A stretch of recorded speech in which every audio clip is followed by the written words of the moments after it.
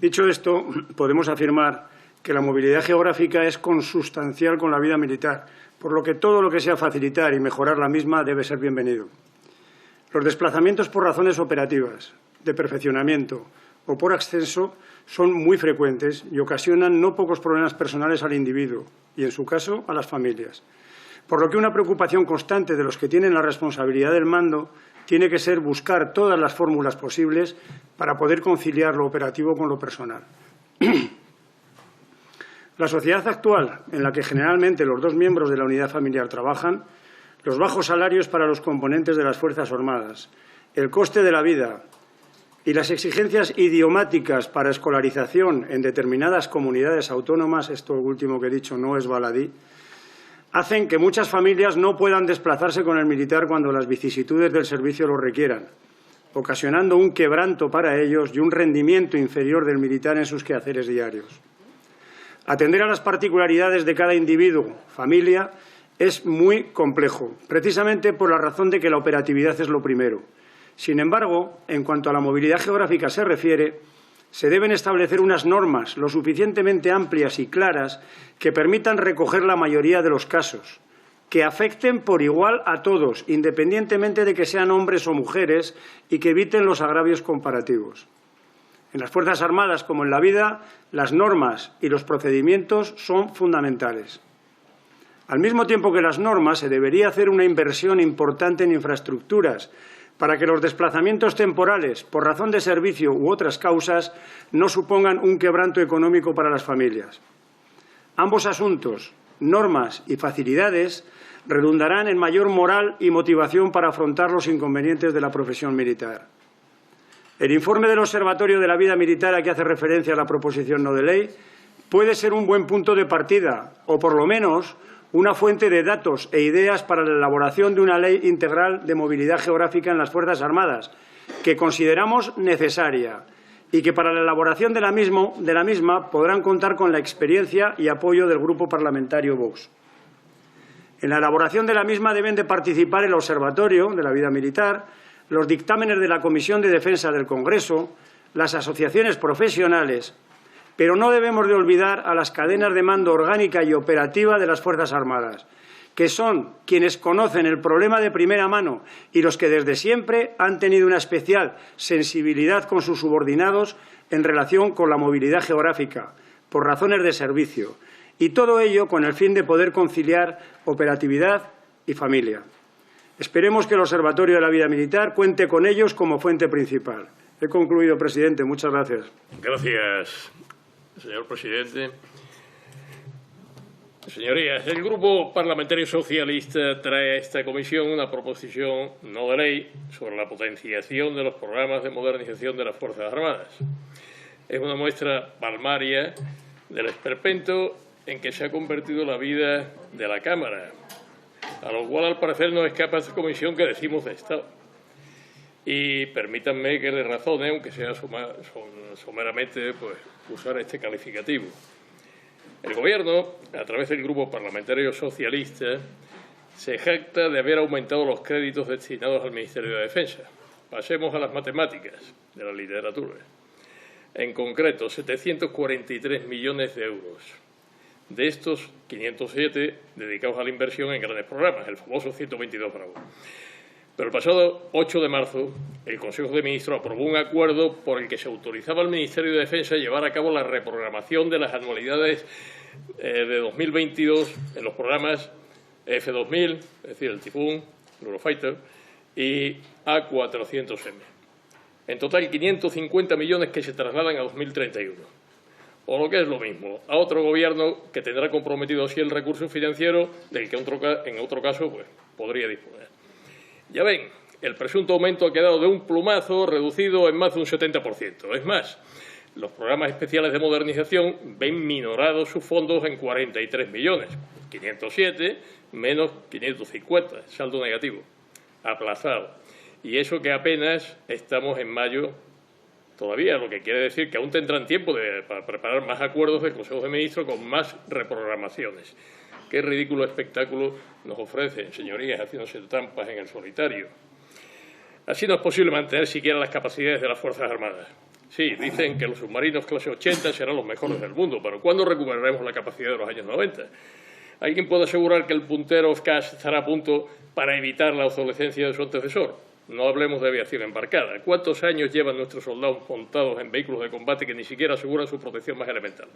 Nadie, ciertamente, cuando el gobierno de turno, sin sujetarse a criterio estratégico alguno, puede reprogramar caprichosamente la puesta a punto de cualquier capacidad. Por sus obras los conoceréis. ¿De qué sirve? Por otra parte, declarar pomposamente a la industria gaditana, como se hizo, sector estratégico. Todos los grupos votaron aquello, ¿no? Menos Vox, por cierto. Cuando se cierra Airbus y se pone en peligro extremo Navanti en Puerto Real. Esta es la triste realidad que vive también la industria española de defensa, de la que depende en gran medida el trabajo y el bienestar de una provincia tan castigada por el paro como Cádiz, mi circunscripción. Disfruten del poder mientras puedan, señorías socialistas, pero no nos tomen el pelo con iniciativas puramente retóricas. Su crédito ha terminado. Desde aquí quiero mandar un mensaje de esperanza a nuestras Fuerzas Armadas, a la industria de defensa y a los trabajadores. Vox los tiene muy presentes y es consciente de sus dificultades. Macarena Olona llegará al Palacio de San Telmo y Santiago Abascal a la Moncloa, porque Vox es imparable. Votaremos en contra de esta iniciativa, señorías. Muy bien. Bien sabemos que los no combatientes son quienes más padecen las consecuencias de los conflictos armados, más aún por cuanto no pueden defenderse con las armas. De ahí que uno de los más sagrados mandatos para un guerrero civilizado ha sido siempre evitar el sufrimiento de los inocentes, una regla moral asumida por el derecho de gentes muy pronto y hoy tutelada penalmente por el derecho internacional. Muchas de tales personas expuestas a graves riesgos son obviamente mujeres y niños. La violación es una de las mayores lacras de la guerra. ¿Cómo podríamos no estar de acuerdo con una proposición que tuviese por finalidad proteger de ella a las mujeres?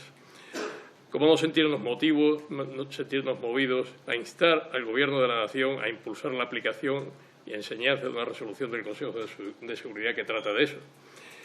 Quien haya leído con detenimiento la resolución citada, sin embargo, puede deducir que no se trata de eso. O mejor dicho, no se trata solo de eso. En la resolución 1325, señorías, se enmascara un polizón cuál es la ideología de género. Y el Grupo Parlamentario Vox no es partidario de que deban impulsarse y enseñarse en las Fuerzas Armadas reglas de comportamiento moral bajo una perspectiva que es ante todo pura ideología. ¿No lo creen así?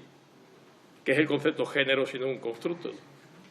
No lo digo yo, casi leo en estas lides, sino la señora Lidia Falcón, seguro que lo saben.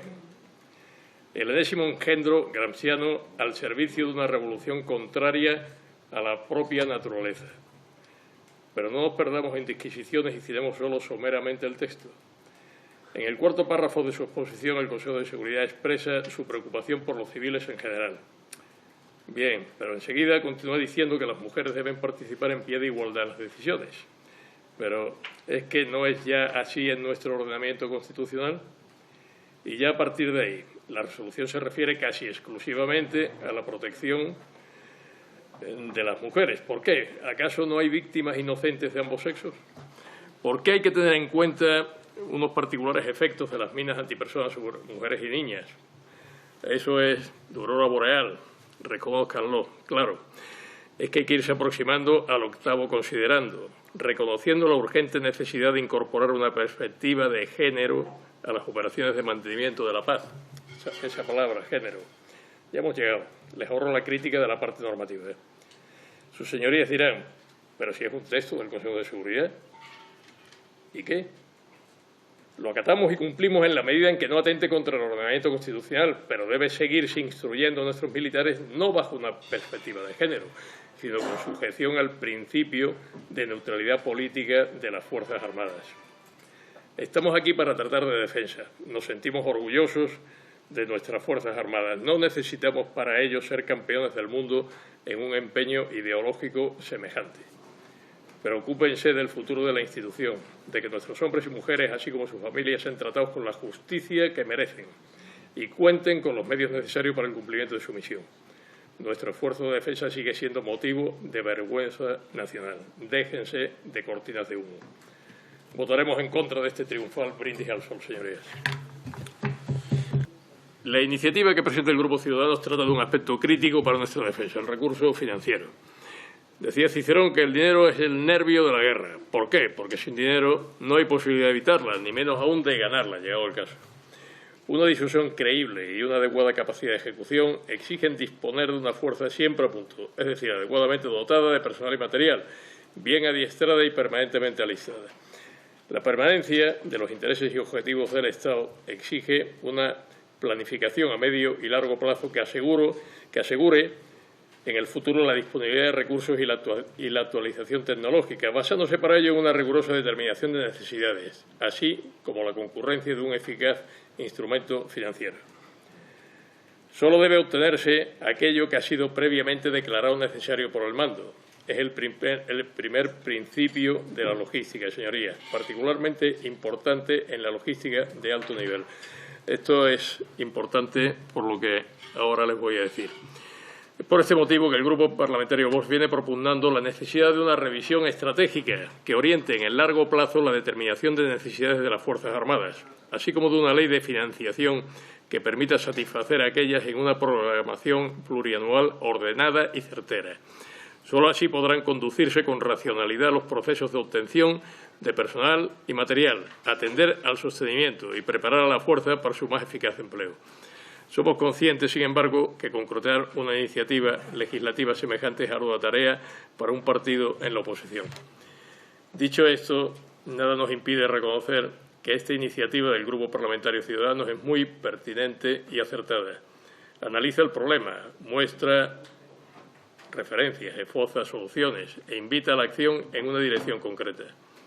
Es en efecto imperativo que nuestro país cuente con una ley de financiación plurianual que permita superar los vaivenes producidos por el juego político. Con esta seguridad, adelanto a sus señorías que el Grupo Parlamentario Vox votará a favor. No obstante, también les anuncio nuestra intención de continuar trabajando en una proposición de ley. Una proposición no de ley cae pronto en el olvido o apenas recibe atención del Ejecutivo, aun habiendo sido aceptada en comisión. Así lo pudimos comprobar con nuestra iniciativa sobre equiparación salarial de septiembre de 2022.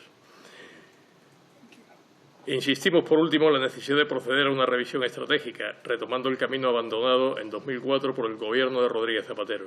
Es importante mantener viva la cuestión en un momento en el que el Gobierno, tras un confuso vaivén de declaraciones entre ministra y grupo parlamentario, ha admitido la necesidad de elevar nuestro raquítico esfuerzo de defensa. Pero si no sabemos invertir acertadamente, a falta de doctrina nacional, todo esfuerzo será irracional e ineficaz. Vox se prepara para que nunca suceda una vez esté en el Gobierno. Muchas gracias. Hola, buenas tardes. Suscribo todo lo que ha dicho el portavoz del Partido Popular sobre la OTAN, porque además nosotros, los que estamos precisamente como representantes del grupo de Vox, que creo que de alguna u otra manera también hemos tenido que ver con la condición de militar con esa organización, y todos nos sentimos muy orgullosos del servicio a España que hemos prestado a través de la OTAN, y no sabemos nada de crímenes, como sí sabemos de crímenes de otros personajes que están aquí sentados en el Congreso y que no debían de estarlo, y del blanqueo que se hace de su organización. Señor Gestoso. Y ahora entro en la moción y digo que esta proposición no de ley, aunque nos recuerda también mucho a la ley de pandemia, pero nosotros nos vamos a abstener pues porque creemos que hay una cierta falta de concreción, y luego porque creemos también que esto es un tema que se ha debatido sobradamente en la Comisión de Seguridad Nacional. Por eso, bueno, pues reiteramos nosotros también nuestra propuesta que ya hicimos en aquella Comisión de Seguridad Nacional sobre la modificación del artículo 27 de esta ley, en los términos, bueno, pues de poner en marcha una ley de reservas de suministros estratégicos para emergencias nacionales, desarrollar y ejecutar las líneas de acción de la Estrategia de Seguridad Nacional, promover un plan nacional genérico de preparación y respuesta ante riesgos biológicos, revisión de los distintos planes de emergencias de forma periódica, que no se hace ni a nivel estatal ni autonómico y mucho menos local, y tener una una red de hospitales mejorada que permita adaptarse a situaciones de emergencias nacionales y bueno, pues también una mayor coordinación y mejora de los protocolos de actuación entre las distintas administraciones, pues para evitar muchas de las falta de coordinación que hemos visto, sobre todo con motivo de la pandemia. Por eso digo que bueno, pues nos vamos a abstener, sobre todo además porque creemos que esto debe ser una cuestión a dilucidar y que se está ya debatiendo suficientemente, aunque lógicamente siempre todo queda en palabras y con este gobierno pues no se puede llegar nunca a concretar nada porque prometen, hablan, escriben, pero luego jamás concretan nada de lo que hacen. En cualquier caso, esto creemos que es una cosa más de seguridad nacional que estrictamente de defensa. Muchas gracias. Bueno, desde luego que por supuesto vamos a apoyar esta moción, pero como venimos diciendo, es la cobardía de este gobierno y su debilidad y su falta de escrúpulos la que ha provocado una crisis sin precedentes en los servicios de inteligencia, que son un modelo hasta ahora en todo el mundo. Me sorprende hasta ahora ver dos cosas. Por un lado, a Bildu hablar de la estabilidad de España y de la democracia, que es bueno, de las cosas más chirriantes que he oído últimamente aquí, y luego oír a Podemos una vez más haciendo de oposición a sí mismo, puesto que al señor Iglesias lo tenían zampado en el CNI metiendo la nariz en todos los asuntos, con lo cual igual tienen algo que contarnos. Ha sido cesada la directora del Centro Nacional de Inteligencia sin que hasta ahora nadie nos diga quién ha espiado ni para qué al propio gobierno, que es una cosa chusca. Esperamos desde luego que ese espionaje no venga de países norteafricanos que tienen tomada la medida al señor Sánchez y que le ponen en los almuerzos la bandera de España boca abajo, cuando a lo mejor a los que había que poner boca abajo es a los propios comensales. Desde luego nadie dice nada de autoría, lo que da una idea pues de la incompetencia y de la cobardía de este gobierno en todos estos asuntos, para simplemente acallar a toda la grey separatista y antisistema que llevan con ellos. En cualquier caso, que se espíe a los proetarras y a los separatistas, pues creemos que está bien y es un gran servicio a España, y se les deben de intervenir todas sus comunicaciones para así poder iniciar un proceso de ilegalización, porque les garantizo que sin oírles son una conspiración permanente al Estado, a la Constitución y a la legalidad vigente. El Supremo está investigando los indultos a los golpistas a propuesta de Vox. Y ya les auguro a los abajofirmantes de ese indulto y a los golpistas un negro horizonte penal, pues no vamos a dejar de perseguirles hasta que vuelvan a la cárcel y el gobierno pague su felonía de poner en libertad ilegalmente a los que atentan contra España y contra la Constitución y contra la ley. Por eso es necesario seguir escuchándoles, pero escuchándoles más y sin parar.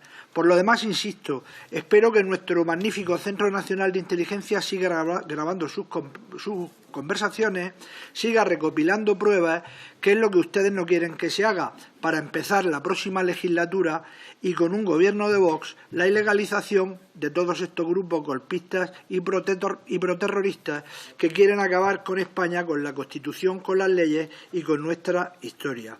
Señores separatistas, sí hay cloacas, pero miren en las suyas, porque a lo mejor están bastante infectas de espionaje y demás cosas que desde luego no se preocupen, que en año y medio será Vox quien se las va a desinfectar. Para terminar, nuestro apoyo, ríanse que verán dentro de un año y medio quién se ríe cuando todas las ratas de las cloacas salgan corriendo. Nuestro apoyo al Centro Nacional de Inteligencia, un servicio hoy más importante que nunca y necesario, pues de él depende en gran parte la supervivencia de España como nación.